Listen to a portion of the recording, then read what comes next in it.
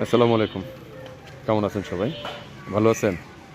আমি মাঝে মধ্যে কাজের ফাঁকে যে জায়গায় একটু সুযোগ পাই কথা বলার সময় পাই, তখনই দু একটা টপিক মাথায় আসে, সেটা নিয়ে একটু কথা বলি। মাঝে মধ্যে আপনার সাথে শেয়ার করি।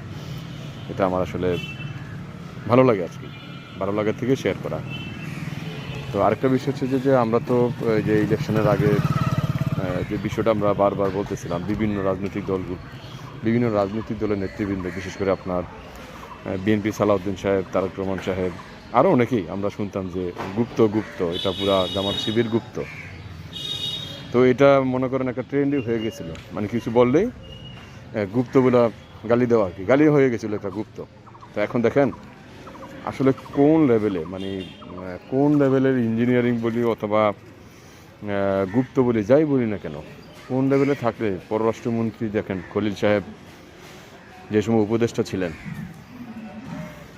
সময় পররাষ্ট্র উপদেষ্টা ছিলেন, তখন কিন্তু এই সালাউদ্দিন সাহেব থেকে শুরু করে বিএনপি প্লাস দেশি বিদেশি অনেক লোকই যারা খলিল সাহেবের সমালোচনা করছেন যে তিনি আমেরিকান নাগরিক, সে বিদেশি নাগরিক, সে কীভাবে দেশের নিরাপত্তা উপদেষ্টা হইতে পারে, সেই দেশের কেউ না, তার হাতে দেশের নিরাপত্তার দিক নিতে হবে, এই না সেই না, দেশের তথ্য বিদেশে চলে যাচ্ছে। আজকে দেখেন সেই খলিল সাহেব, সেই নিরাপত্তা উপদেষ্টা এখন হচ্ছে আমাদের দেশের পররাষ্ট্রমন্ত্রী।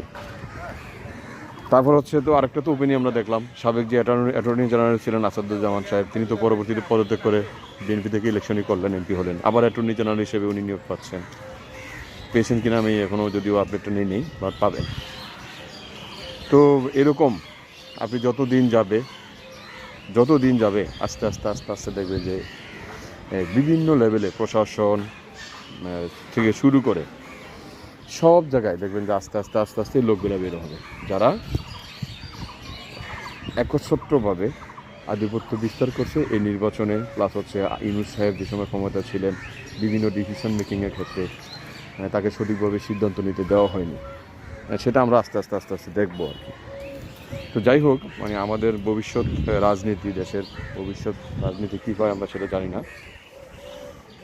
তবে আমার মনে হয় যে ভালো কিছু যদি হয় ভালো, না হলে আমাদের আসলে রক্ষা নাই, ঠিক আছে? তো আমরা চাই যারা এরকম গুপ্ত অবস্থা আছে বা গুপ্ত অবস্থা না থেকে দেশের জন্য কাজ করেন, দেশের মানুষের জন্য কাজ করেন, আপনার আইডেন্টিটিটা যাতে মানুষ বুঝতে পারে আপনি যে আসলে দেশের পক্ষে কাজ করতেছেন। আপনি লেবাস ধরে কাজ করবেন, পরবর্তীতে কিন্তু এগুলোকে মানুষ জাতি বেঈমান হিসেবে চিহ্নিত করবে, ঠিক আছে? ভালো থাকবেন, সুস্থ থাকেন।